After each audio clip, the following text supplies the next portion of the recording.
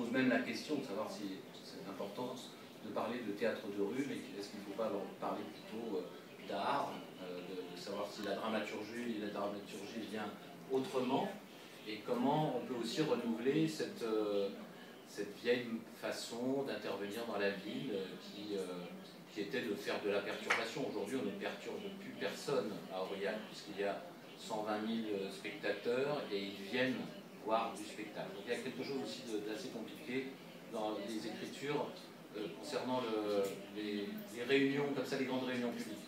Enfin, toujours est-il que ce festival existe et qu'il y a une dizaine d'années, enfin même 15 ans, puisqu'on a mis à peu près 10 ans, enfin, c'est peut-être même il y a 20 ans, parce que très vite on a senti qu'il y avait besoin d'un outil de travail permanent, qui était une façon aussi d'ancrer l'histoire. On sait bien que si on ne construit pas, on n'ancre pas les histoires culturelles.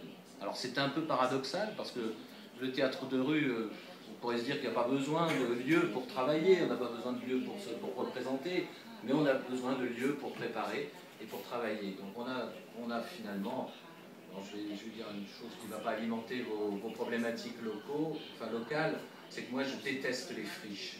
Ça me sort par les trous de nez. Je pense que quand quelque chose ne sert plus à rien, il faut le détruire, il faut inventer autre chose.